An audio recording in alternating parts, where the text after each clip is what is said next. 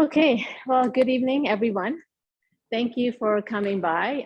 So we're trying something new this time. We actually have an online audience. So good evening, everybody who's online. It's gonna be a little odd. One second. Okay, so just to test my audio, can everybody online, can somebody just give me, Joanne, maybe you're there. Can you give me a thumbs up? Can you hear me properly? Oh, maybe Joanne Yes, I can hear you. Yes, you can hear me? Yes, I can hear you. Okay, perfect. So it looks like the But audio I can't seems to see be. you. You can't see me? No, I cannot see you. Okay, it may be because I have two devices here. I can see you. I'm another participant. I can see you fine and hear you. Okay, it would be on the side. So because the presentation will probably pretty much take most of the space here. So as long as you can hear me, you might see me. If you find another phone with my name on it, if you pin that, I think you'll be able to see me if you do want to see me. Otherwise, most of the time will be the presentation. As long as you can hear me, I think we're good. Okay, so let's get started. So I think people here all know me, right? You all know me. Okay, perfect. For the people online, maybe if they don't know me, my name is Aziza, and I am a pharmacist at Pure Pharmacy and Wellness in King City. I like to call myself a holistic pharmacist because of my training beyond pharmacy. As you know, I've done holistic nutrition as well as wellness coaching training. But more so, I think a lot of my sort of awareness of holistic healing came from my own healing from an autoimmune condition, which I was diagnosed in 2018. And some of you do know my story. But I think going through the process of an integrative approach to healing, where I really looked at the root cause of my autoimmune condition and I healed. And I think that really solidified my belief that there is so many venues to healing and that we really need to look at the whole mind, body, and spirit. We can't just look at one way of healing. And that's why a lot of my sort of topics, as when I started this conversation, these workshop, was really looking at that holistic approach. So for those of you, I don't know if some of you were able to join me 2 weeks ago, we did a workshop. It was only online on emotional healing and emotional detox. And this is more on the mindset, right? So again, looking at the whole picture, how our emotions, how our thoughts impact our health. And so that's why the topic for today is developing a healing mindset, harnessing the power of the mind to heal the body. So we'll get started. Okay, so what is a mindset, right? And why does it matter? Now, if I told everybody, I'm sure everybody is used to the idea of mind over matter. Like you've all heard that, we've all at some point experienced how our thoughts are so powerful and how it can impact our well-being. Now, how do we, and so let's just describe mindset. Sorry, I'm just gonna grab my water because I left it at work. Thank you. Drinking, it is water, you can check. Okay, so mindset is a set of beliefs that we hold, right? Now, where did these beliefs come from? Again, we'll go through it in another slide, but a lot of times our past experiences, what we've been through in life, our trauma, how we grew up, media, right? What we hear. In my case, a lot of my mindset around my own illness was really what I knew from my pharmacy training. I knew what it meant for an autoimmune condition. I knew what the prognosis from that training. So, and I'll talk more about it later, how it hit that belief system created a lot of fear in me. And I had to sort of work through to get to a place of more faith rather than fear. So belief, a set of beliefs is what we hold is what's called a mindset, right? Now, the problem with the mindset, or I mean, not even a problem, but the thing is a mindset influences our perception of the world, right? How we see what we see is based on our experiences because, and this was when I first heard this, I was listening to a podcast by this neuroscientist, and he was talking about how, you know, the eyes just filter the light in. Once they go inside, the mind is the one that perceives things. So what we know, our mindset has an impact on what we perceive, okay? And it will make more sense as we go along. So what we do, feel, and experience all comes from the core beliefs that make up our mindset, right? So we have all kinds of mindsets. You know, you might have heard about growth mindset, you know, fixed mindset, like in terms of, you know, when you are trying to, it's very important, especially to use it with students, right? If you're trying to learn, if you make a mistake, if you have a growth mindset, you will see the mistake as a learning process. But if you have a very fixed mindset, then you will be like, you know, really upset. You'll think you're a failure. You don't know how to do it. So there's a lot of different mindsets, and it's really important to understand what our mindsets, what our thoughts are, right? So before we go into any topic of mindset, I really wanted to touch on this, because when you understand the placebo effect, you will understand why our minds are so powerful. So has everybody heard of placebo effect? Right? So you've heard about it, right? Now, when I was in pharmacy, you know, we need a lot of studies, and every drug study will have a control group, because they want to control for the placebo. So what does that mean? So every time you want to study a treatment or a new drug or whatever you want to study, you'll have two groups. One is a treatment group and one is a control group, right? So the treatment groups will actually get the medication. The control group gets sugar pills or something that looks like the medication, but it's not real. There's nothing in it. It's placebo, right? Because what they found is that there's always a certain percentage of people in that control group that get better. Regardless of, they're not getting a medication, they're not getting a treatment, but they get better. They actually physically get better. And sometimes, you know, depending on the studies, if it's related to like symptoms like depression, anxiety, sometimes that placebo effect is almost up to 40 to 60%. That's a huge placebo effect if you think about it. And honestly, looking back, I was thinking when I was doing this, I thought, you know, when I was in pharmacy school, I never really paid attention. It's almost like a nuisance to have this, you know, when they do research, it's like a nuisance to have the placebo they have to control for. But if you think about it, and a lot of researchers are actually paying more attention to this in the medical field. And I don't know if some of you, I sent out, when I sent the email, if you're on my email list, you might have received the little article from Stanford Medical School. The researchers there is actually are talking about this, because they're beginning to really pay attention that if people are getting better just thinking that they're taking something, perhaps it's their mind that's making those changes, right?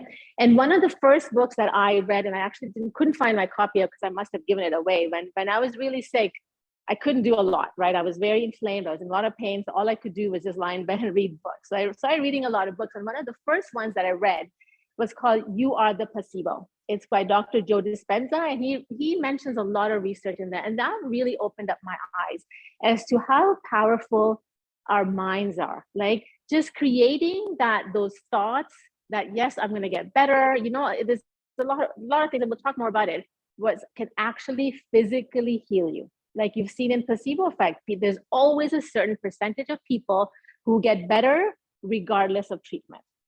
Does that kind of make sense? Yeah. Okay.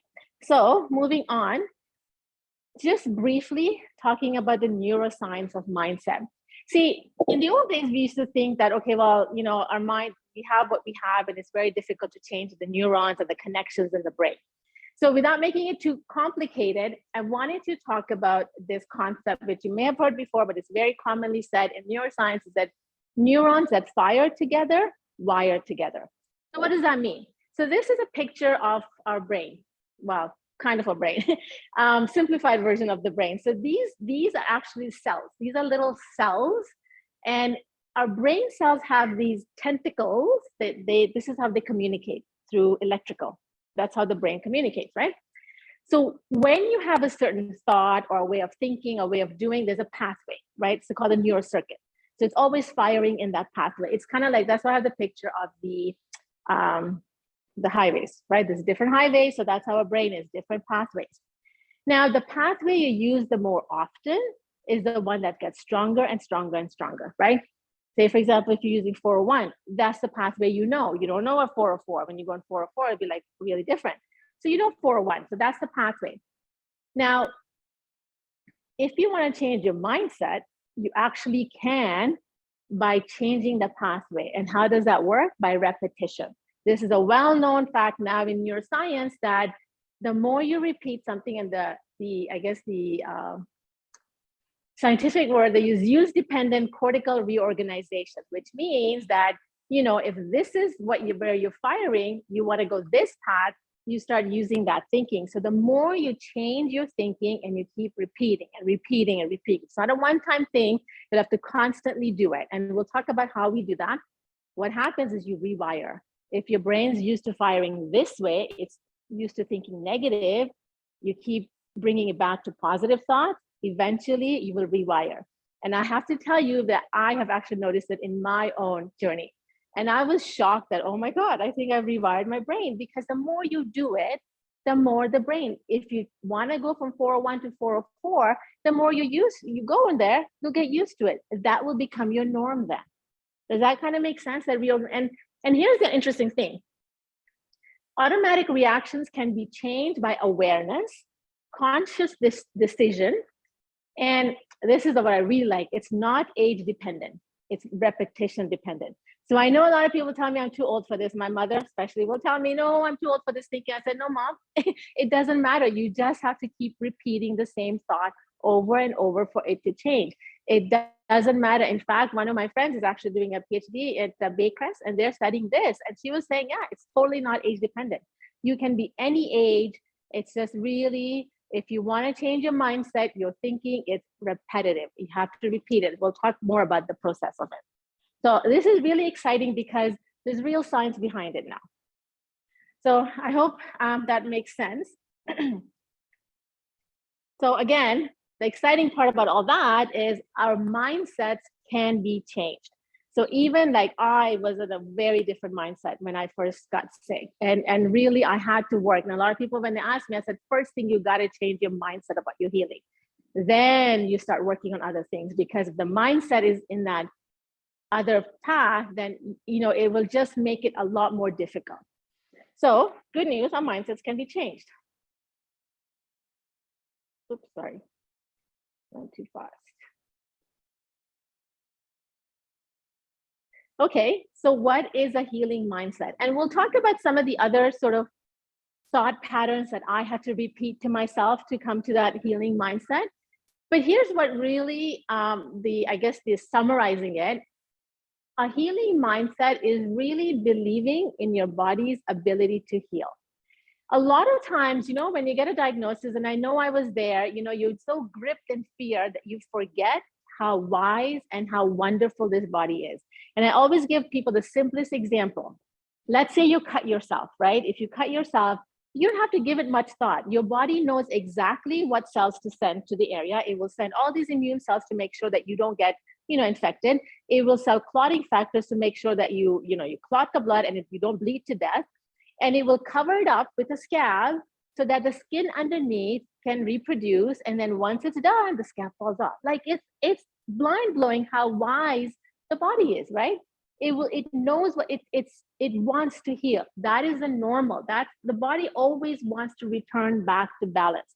And in science, they call it homeostasis. That's the scientific word. The body always wants to return back, right? It's very intelligent. It knows what it's doing. But when we get diagnosed with an illness, it's very easy to forget that our body has the capacity. We just need to get out of the way. You know, for example, if you cut yourself, the body knows how to heal. But if we constantly stick our hands in the dirt, we're going to get infected, right? If we keep pulling on the scab, the body doesn't get the opportunity to heal. So if we support the body, get out of the way, the body has the ability to heal. So that really is really at the bottom of that healing mindset. And number two is the awareness that the symptoms are body's way of communicating to us, right?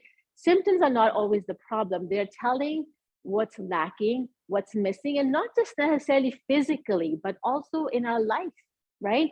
I mean, I know when I got sick, I realized I was overdoing it. I was so involved in so much, I had no time for myself, you know, and I really had to drop everything and tell people, okay, I need time to heal. And I don't know if you guys remember, but it was actually quite fortunate because it was in 2018 when I got sick, around the same time the library moved. So I'm like, okay, good. I don't have to do any of this. And I mean, I disappeared. I even told Heather, stop telling everybody I'm available. I'm just going to take time to heal, because I realized I had taken on so much and my body was telling me. In fact, I remember my naturopathic doctor telling me that you know, that you were overdoing so much that your body has now, because I was in a lot of pain, your body is telling you that you can't do it. It's stopping it for you because you're not stopping yourself. You're not making a conscious decision. It's going to stop you. So, you know, recognizing that the symptoms are not our enemies, they're our friends. Befriend the symptoms and find out what is it telling you to do. A real paradigm shift, if you guys have not heard this before. So, you know, it may take you some time to digest this, but, you know, I'm available if you have any questions, even at the pharmacy, you can always come and ask. So this, I guess the little chart that I have, if you were there last time at the emotional healing, we talked about this as well, and I put this up, but this is how our mindset can prevent us from healing, okay? So it really starts from our emotions and our life experiences and our trauma. And last seminar, we talked about this part, right? How do we work through this so that we can work on our beliefs? But today we're going to talk about this part, because you can approach it from many different paths, and you can approach them together. So our mindset, our belief system create the stress, the negative emotions, the helplessness, the fear. Like I said, in my mind, when I got diagnosed with an autoimmune condition, rheumatoid arthritis, what I knew was what I'd learned from pharmacy school, right? So I knew that, oh, it's a chronic illness, you know, it could land me in a wheelchair, my joints will be destroyed, I will be, and you know, that's what you hear. I don't know which doctor, but they told me that, you know, you better quit your job because you won't be able to do this, you won't be able to do that. And really for me, it was a death sentence, because that's all I knew. All I knew was that this disease is terrible. So for me, I was like, oh my God, my life is over. That was my mindset. And of course, it led to a lot of fear, helplessness, thinking, well, what can I do now? No, I didn't know what else to do. And so those negative emotions put our body into the stress response. So you might have heard me talk about the stress response, the survival, you know, the flight or fight, you know, the kind of response that the body has if you're being chased by a lion or a robber or whatever, right? If you're being chased, it's an automatic response the body has. It's a stress response. You have to run, you have to save yourself, right? And it's fine during moments of short periods. But when you're constantly worried about, oh my God, my illness, oh my God, what's going to happen, right? And that's where I was.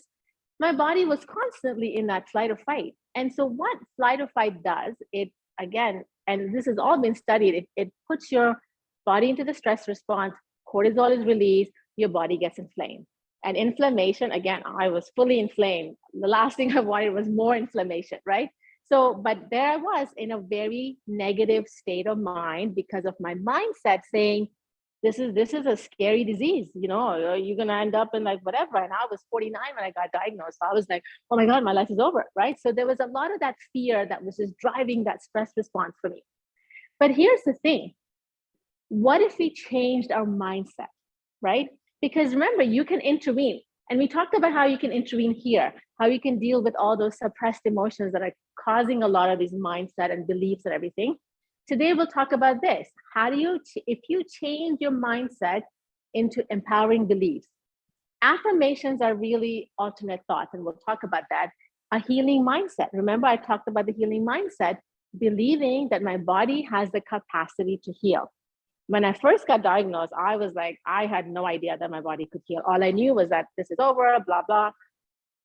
But when I changed it, right? And I went through a lot of processes, you know, and you can try that. When you change your thought, your emotions change, right? You're no longer feeling helpless. You're feeling like hope. And hope was very powerful for me. You know, when my naturopath told me, I know you can heal, but you got to do this, this, this. They gave me a long list of things, but she gave me hope. And that's all I needed. I needed somebody to tell me that, yeah, this is not like life, you know, sentence for you. It's not a death sentence for you. You can get better. And so that positive emotion turns on the other side of the stress response. So remember, there's a sympathetic side, which is what turned on when you're being chased by a lion. It's like a very stress response.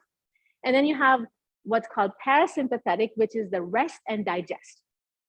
Okay, so that's when and your body really should be in that mode most of the time, right? Not all the time, but you know, you do go through moments of stress, but it shouldn't be throughout. But the way we live and the way I was living, I was for sure on that path of like constantly, you know, worried about this, worried about that, this.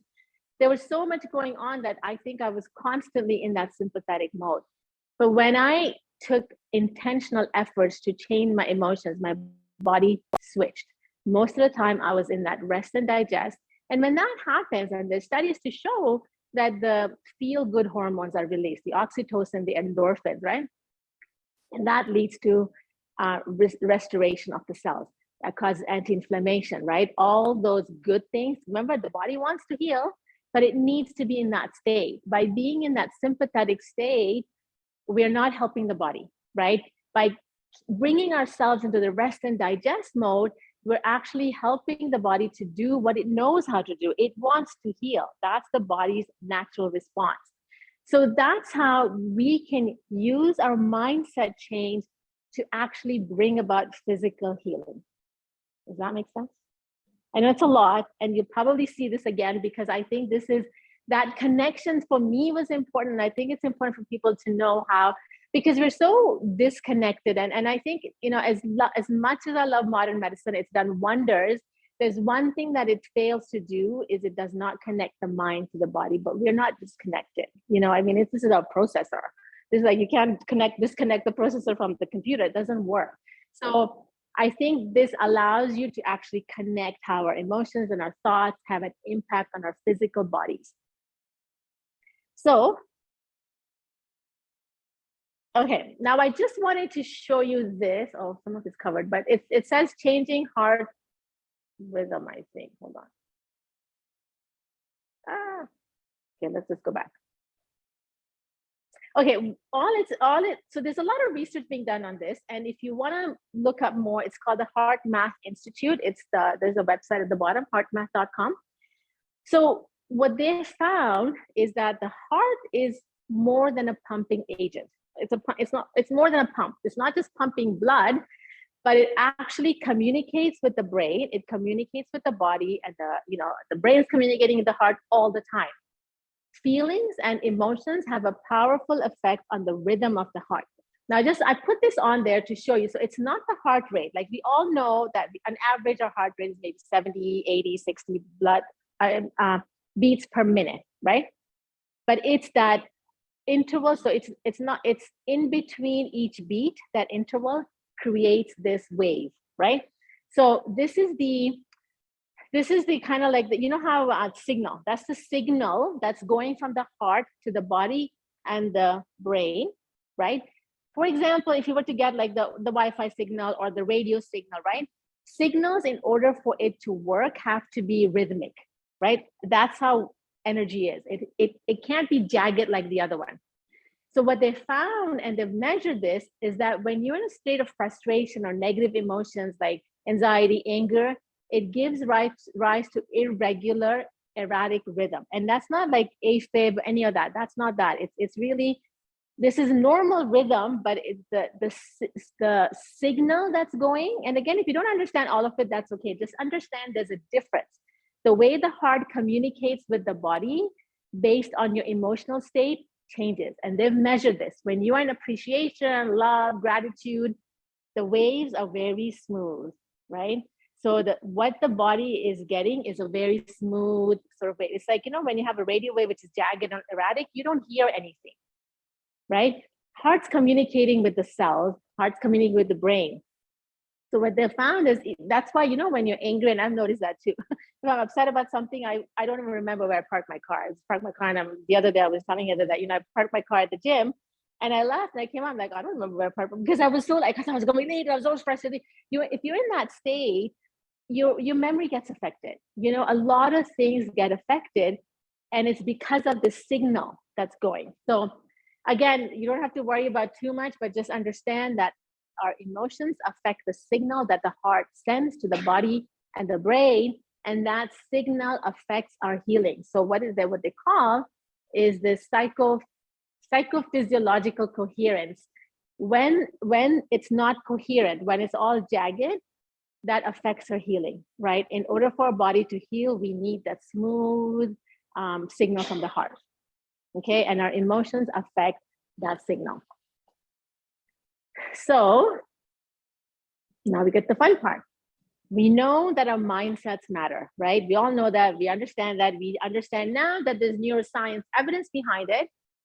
So how do we change our mindset to a healing mindset. First thing you need to do is become conscious of your thoughts, right? A lot of us don't even realize. When I got sick, I had no idea mindset was so negative and so fear-based. It's only when I started really becoming conscious, I thought, oh my gosh, I am so filled with fear. And I think fear has always been a very prominent thing for me. And I still work through a lot of things through fear. And I think it's big for a lot of people, right? So becoming conscious of what are your thoughts? What are you thinking, right? And start asking questions. Then the second step is choosing alternate thoughts. And remember, I said it's practice, right? You have to, it's not going to happen first time, right? If for example, your brain's saying, oh, this is, I'm going to be in pain today. The first time you're going to say, no, I'll be fine. It's not going to happen. But the more you repeat it, the more those neural circuits change, right? So it's really important to keep repeating, becoming aware that, oh, my mind's going in that negative direction. Let me bring it back, and I'm going to give it an alternate thought. Okay. And then the third part, which is really important, and that's something that I learned through Joe Dispenza's book, the Placebo, is that start feeling those emotions, because remember, it's the feelings that matter, right?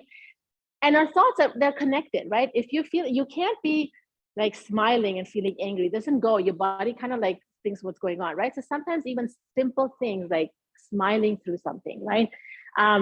Changing those thoughts and really start feeling the emotions. I know when I started working through that, I had to actually close my eyes and visualize how I would feel when I was healed. And remember, this was a time in 2019 when my whole entire body was in pain. Every joint in my body was hurting, but I had to just close my eyes and really feel good about. And I think at some point I was like, I didn't even remember what it felt like to be normal, because that's how much pain I was in.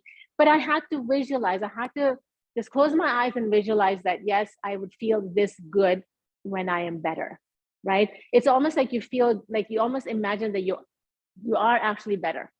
So that's a tough part, but with practice, you can get to start creating the emotions that kind of align with those thoughts.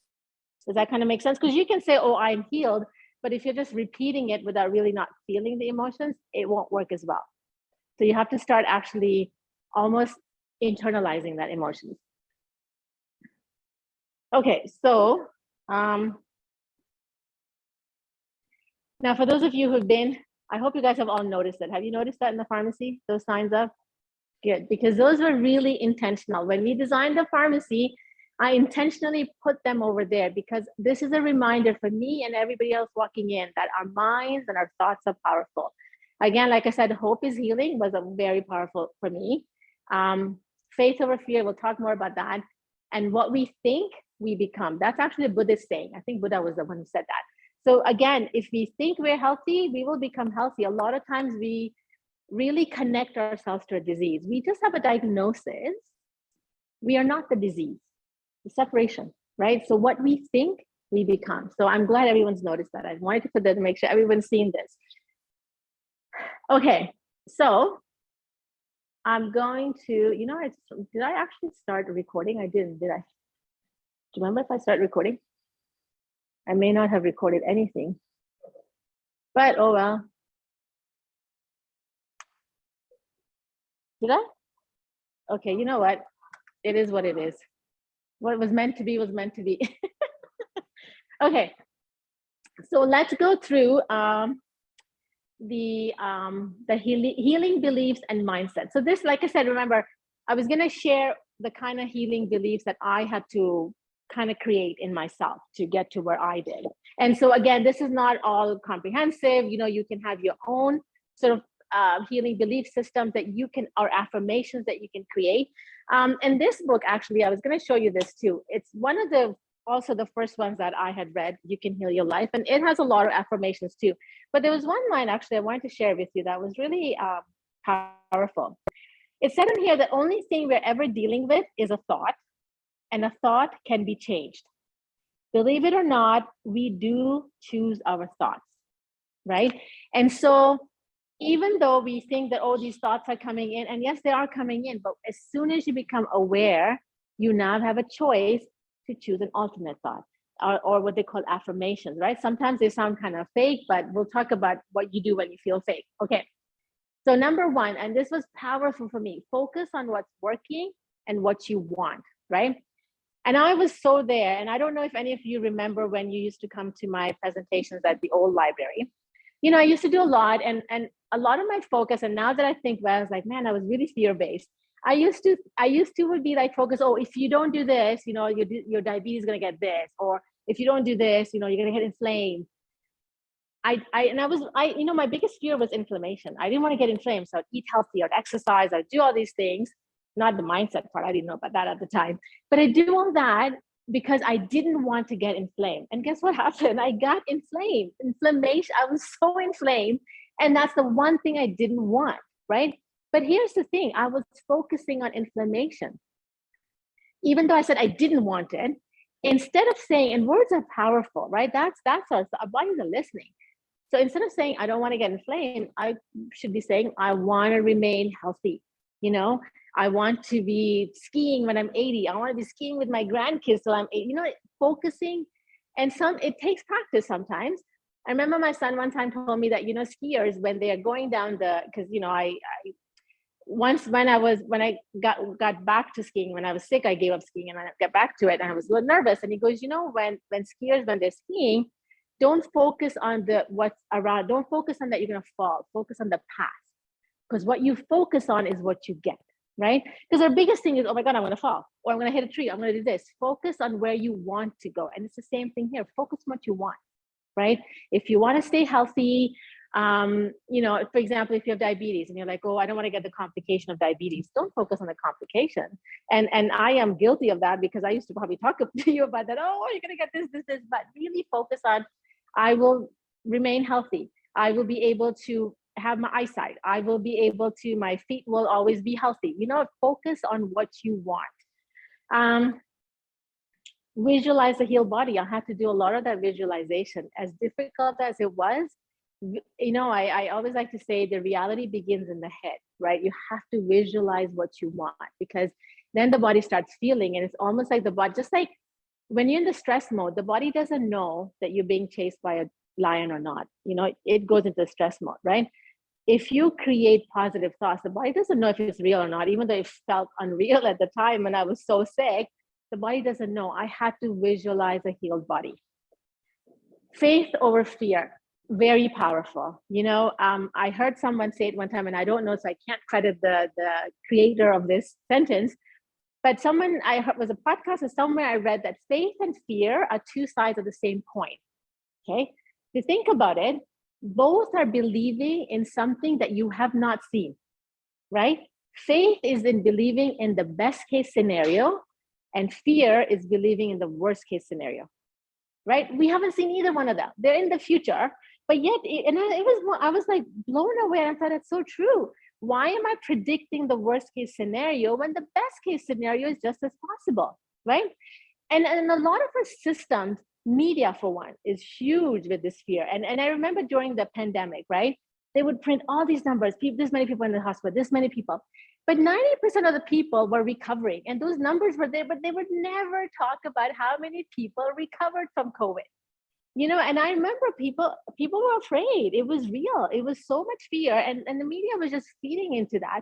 I mean, I understand they had to make people aware to take precautions, but you know, you're just focusing on the fact that this many people were getting sick, then that really was 2%. 98% were healing. They were actually recovering. So a lot of times this is something, because our systems are very fear-based, no matter which system you look at. This is something we need to cultivate for ourselves. Cultivate positive emotions, joy, love, connection. Again, I was so busy, I didn't have time for any of this. And one of the things I did when I got sick, and I still remember, and I haven't done it since the pandemic that much, is I used to go to comedy shows. You know, I realized I need to laugh and I need to bring joy. So I remember every time I would hate it, like, okay, let's not drive me there, because I was so sick, I couldn't really drive that much. I wouldn't go on my own. But I saw so many comedy shows because I just wanted to sit there and laugh. And one of the stories actually in that book, You Are the Placebo, that Joe Dispenza talks about, is that one gentleman, he actually, I think he was diagnosed with ankylosing spondylitis. I don't remember, but it was similar, a lot of joint pain. And because he couldn't do a lot, he would sit the whole day, watch comedy shows and laugh his head off, the entire day. And he actually got better because the body was feeling joyful. His body was probably out of the stress response and into the rest and digest because he was so joyful. He was laughing, and if you might have heard about laugh therapy, there is such a thing. It's pretty big in India about laugh therapy. People actually sit there like yoga. They have laughing, because joy, intentionally bringing joy is very powerful. And that's something that, that was big for me. Believe the diagnosis, not the prognosis. This is Deepak Chopra. He's the one who says that, Dr. Deepak Chopra. I don't know if you've heard about him. Again, just because you have this diagnosis does not mean you're going to have the same prognosis as somebody else, right? It could be different. Prognosis is really coming from what they may know from someone else, but that's not the same for you. It depends on what you do. So yeah, you don't have to ignore the fact that you may have an illness. Like I knew I had an autoimmune condition, but I didn't have to end up with distorted joints, right? In the beginning, I used to think, oh my God, every morning I would look at my fingers thinking, oh my God, they're distorted. And my kids would be like, Mom, they're the same as they were yesterday, just calm down. But I had to realize that what I may see on Facebook or somewhere or in a textbook in school isn't necessarily what's going to happen to me, right? I needed to focus on what I wanted to happen to me. So that's a really important point. Again, like I said, words reflect your beliefs, so choose them wisely. Instead of focusing on what you don't want, choose words that you want, right? Listen to the symptoms, see them as guide and not enemy. A lot of times we get frustrated with our symptoms, and I do too. And I remember my coach, actually at the beginning, told me to write a letter to my arthritis. Befriend my symptoms, because I was really resisting. I was fighting them. I was like, oh, why is my body failing me? And there was a lot of that anger. And she goes, make friends. It's trying to tell you something, So again, a very different way of thinking, but this is how you switch your mindset, right? Fake it till you make it, right? Like I said, initially when you choose, like that letter that I wrote to my arthritis, I didn't mean any of it at the time. In hindsight, I was just telling someone the other day, this has been a gift. Now that I'm better, I can say that, but really, I cannot believe how it's transformed me at so many levels, transformed my relationship, transformed so much for me, because it really helped me see. And it really helped me almost like, I feel like, it's helped me see this way of healing that I can now actually share with people that I didn't even know existed. That, so many people suffer without realizing that they have so much within them to be able to heal themselves. And this was really a gift to go through that, as painful as it was, to be able to get to a point where I realized, oh man, they were here to tell me something. I talked about that. Do not identify with the disease too much. Focus on your healing. And this one is Dr. Joe Dispenza's very famous line: future doesn't come from the past, but it comes from unlimited possibilities. A lot of us, and again, it's easy, right? Because we think, well, that's what's happened. So we always think, well, we base our future from the past. Well, this happened to us, or this happened to this person, so it's probably going to happen to us. But if you really think about it, future is really unknown. It could be unlimited possibilities. The best case scenario is just as much possible as the worst case scenario, right? So that's where we have to focus on the best case scenario, because the future does not come from the past. It comes from unlimited possibilities. And so that was my sort of the last one that I wanted to share with you. Again, like I said, this is not an exhaustive list. You can have your own belief system. And if somebody wants to share after, this is me in my Zen lounge: live life joyfully. I live by that. I really love that saying. I made sure that was on top of the wall, because joy is really important. And that's why we have this corner for you guys to come in, look at the saying, sit in front of the plant wall, listen to calming music, and really bring yourself. This was also intentional. This corner was more than just a waiting area that we created. We wanted people to come here and sit, close your eyes, visualize healing, get better. Because really, when you believe you can get there, you can get there. You can get in touch with us many different ways. And I'm really excited to talk about this. This has been something that I've been wanting to do since we moved into this new location. And since I realized that there's so much value to us managing our stress from a very different inside out approach, right? If you go on my website, this was supposed to launch last year, but I didn't get around to it. So I really have decided I need to do this. This is a course. It's going to be a 6 weeks coaching course, and it's really about managing. And we're going to talk about the inside out approach, really looking at the mindset, because remember, our stress comes from our trauma, our emotions, our past, our limited beliefs, and that's what creates the emotion. If we can manage that, then our emotions naturally becomes more joyful. It's not so much effort. So it's not a patch on, like, I mean, it's great when, you go for a walk or you do other things that helps. But if you really take an inside out approach to stress, then your life, I remember when I was working with my coach, when I first got sick, I worked with a life coach at the time. And she said to me that, when you do this work, it's not that the world around you changes, it's you change. So you no longer get bothered by things. It's just life just, you just see more beauty. And I'm like, I don't know how I'm going to do this, but I want that. I want that kind of life. I don't know how. And I said, here's my investment. I want you to teach me, because it just seemed like I was living on such a roller coaster of emotions and stress. And I thought, oh, you know what? I really want to be able to live, because you can't change the world around you, but you can change your perception. And that's really what this is about, an inside out approach. So I just wanted to share you. So if you're on my email list, you will know when the sign up happens, all that information will come through. So if this is something that resonates with you, just watch out for it in the emails. And I think that's the last slide. Yep, that's it. Oh, we're good for timing. We have 15 minutes. If anybody has any questions, and I think what we'll do is we'll take the questions from here.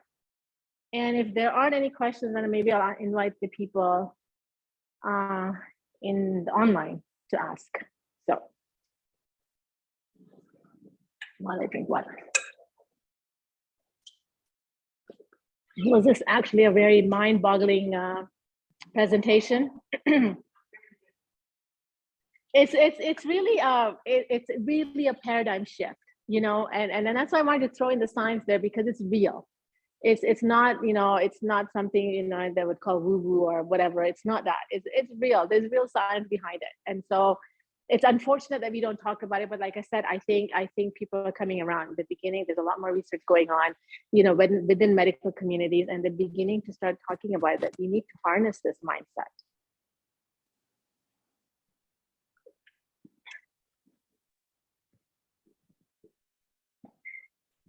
I can ask if anybody on the chat, on the online community, if you guys have any questions. I'm gonna see if I am recording. Okay, thank you. Someone asked if I use mindfulness as a tool to heal. Yes, absolutely.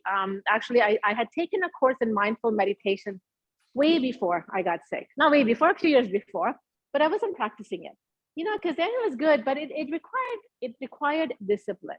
When I got sick, I remember it was September 2019. I actually took another course on mindfulness meditation, and I decided I need to be consistent, because remember, it's really about that consistency. And since then, I started mindful meditation, and I have not stopped. And that really has helped rewire my brain, because it helps quieten the mind, and it helps rewire, right? Your thinking changes. List of books you found most insightful. I have noted down your dispensers, but curious about other.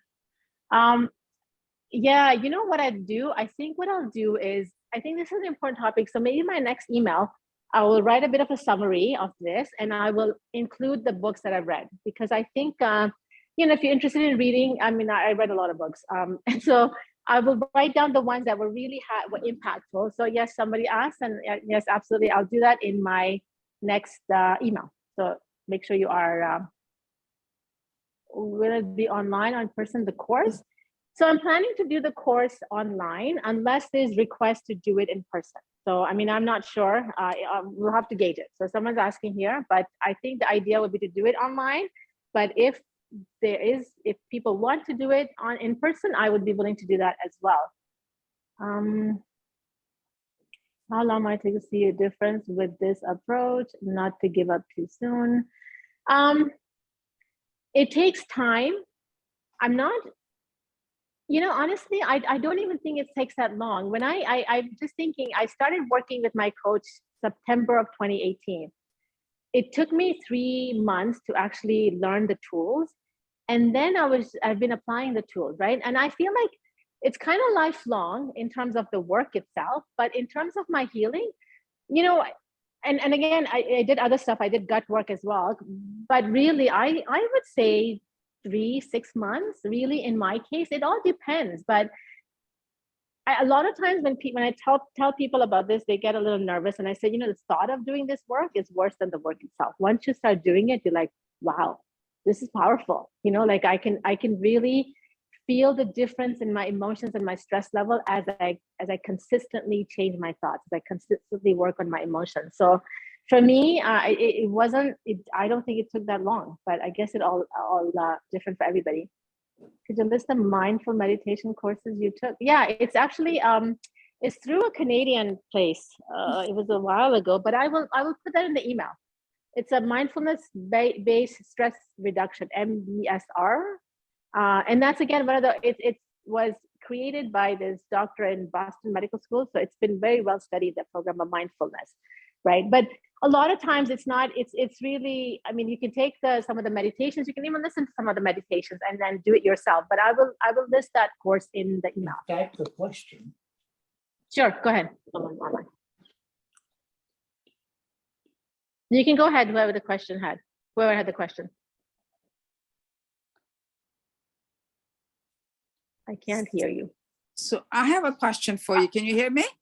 Yes, I can hear you. Go ahead. Okay. So my question is, you talk a lot about the naturopath medicine. Mm-hmm. Would you be able to share who is a naturopath doctor that you visited? I always been really hesitant with the naturopath medicine.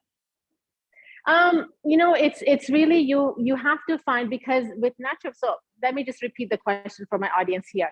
So the person's asking if I'll be willing to share the name of my naturopathic doctor, because I mention her name quite often, because they've been hesitant to see a naturopath.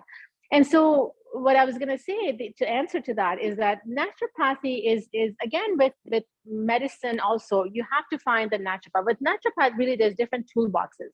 So I've spoken to a lot of naturopaths since doing a lot of this work, and they said that they're taught different toolboxes and depending on what they're using. So for example, I saw my naturopath for a few months, and after that I got what I wanted from her, and I didn't need to work with her. Then I worked with a life coach, and I worked with someone to help me with my gut healing. So I can share the naturopathic doctors that I have, and I'll put that on the email as well.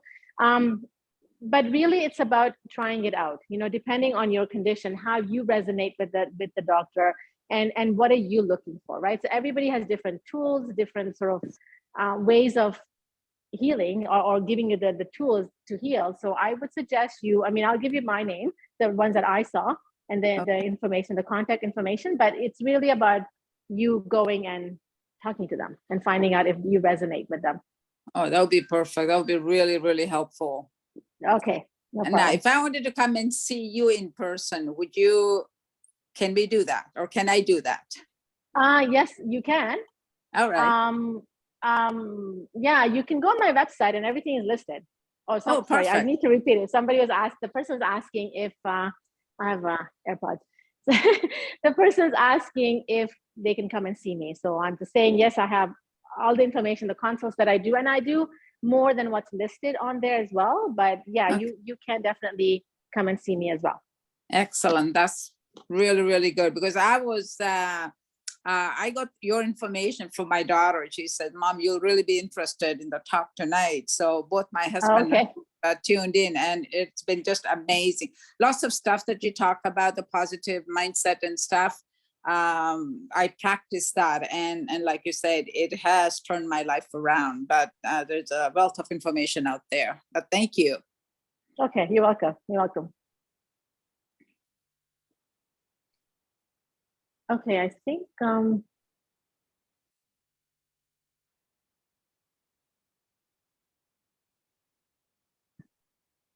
I think if there's no more questions, then we'll just end it here.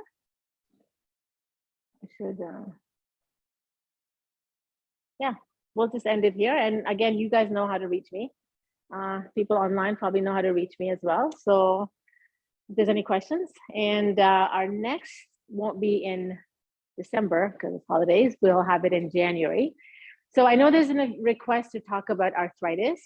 And so I don't know if you guys have any suggestion, any topic you want me to talk about, more of a holistic approach. Again, that's what I usually do. I tackle all sorts of things which is involved in that. And so if you guys have any ideas for me, any requests, email me, come to the store and tell me. Otherwise, I think somebody had requested arthritis, so I'm going to see if I can put that in January. But just for you guys, remember, it's the last Tuesday of every month. So except December. So we kind of did 2 in November, so it makes up for that. So next will be the last Tuesday in January, whenever that falls in. Okay. All right. So let me stop my recording. Thank you. You're welcome.